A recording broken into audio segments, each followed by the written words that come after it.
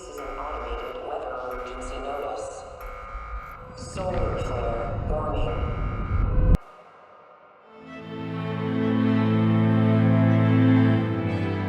My name is Raghad Charabati. I'm the writer and director of Men on the Moon. Men on the Moon is a story of love and survival in times of grief and pain. It's the story of two astronaut lovers who find themselves on the moon, desperately trying to protect a flowering magnolia tree. It's represented by the power of nature and the tree and desolate, arid conditions, which represent the difficult and grief-filled times that we go through in life. It's an ode to the power of nature and to the sustainability of relying on natural things. I wrote Men on the Moon to acknowledge the changing climate that we are witnessing today at rates that our scientists predicted and that are exceeding our scientists' predictions. As filmmakers, we are accountable towards the Earth, making sure we are not adding to the problem and that we are highlighting the reality of the world that we live in. I'm Charlie David, producer at Border2Border Entertainment. We're facing an urgent environmental crisis with rising emissions, extreme weather, plastic waste, and ecosystem collapse. It's the least we can do to bring climate action into our work. We don't want to wait. We want to act right now. At Border2Border Entertainment, we're committed to this shift. We began our sustainable practices early. All meetings during development were held online. We encouraged carpooling, and for our lead actors' flights, we chose lower emission travel options. By using the volume wall at Immersion Room, we eliminated the need to fly a crew to a desert location or rely on gas-powered generators. We built our lunar fantasy right here in Toronto, commuting from our homes to a local studio, keeping our carbon footprint small while letting our creativity be expansive.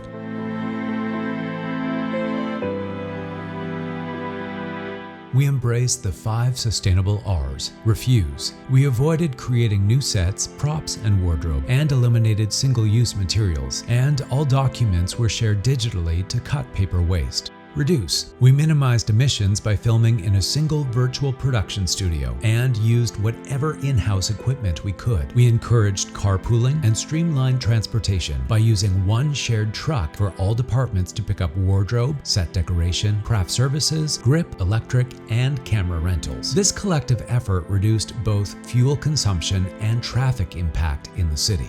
Reuse. Wherever possible, we brought in wardrobe, props, and set decorations from past productions or rentals. Recycle.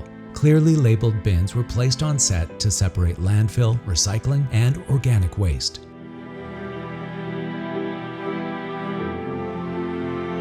Recover. We documented our sustainability process to recover learnings and share them with future teams, so every step we take now multiplies its impact. We also had some challenges along the way. We called the truck rental companies, and unfortunately, as of July 2025, there are currently no e-vehicle truck rentals in Canada. We hope that changes. Call your rental companies and request this. We want to motivate our cast and crew to adopt green practices. So for our menus, we included facts on how choosing vegetarian options can be a big driver of change and highlighted options with a green leaf and world icon. We also put plant-based meal options at the top of the menu choices, so they were top of mind. Every choice, no matter how small, adds up.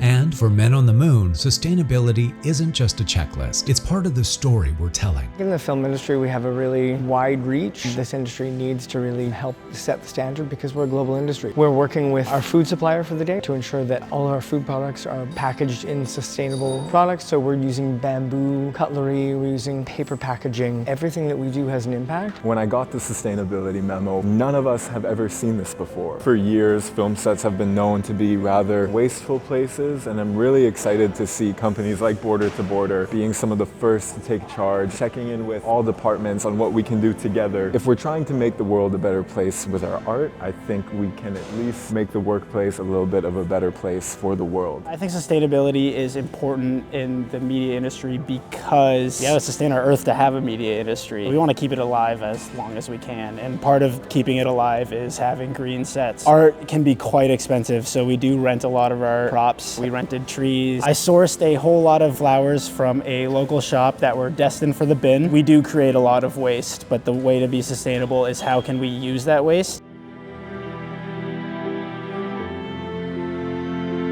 One way in wardrobe that I am trying to improve this is by reusing certain items. For instance, we rent lots of clothing from different rental houses. Another way is by creating clothing items, grabbing fabric sources from thrift stores. If we continue to be mindful in this way, it can help our planet. And I think that it's really important that we do this because it's going to affect us as we continue to grow in this world. It's always a challenge for sustainability on set. You know, time is money. Usually the fastest way to do things is not the most environmentally friendly. It's easy to make an impact on the environment with the amount of resources that we use up in making these productions. And if those things provided to us are ecological or environmentally friendly option, we're happy to do it. We're happy to pitch in that sense. Usually have the same call times, so carpooling is a big one. Memory cards that we just format and we reuse them. If there's any small contribution we can make, if it allows us to continue doing what we love to do, then I think that should be the case. We've drastically reduced our carbon footprint thanks to a team effort. We hope to continue to inspire other teams just as we've been inspired. At Border2Border Entertainment, we make love stories with heart and with purpose. And we believe that every story can be a greener one.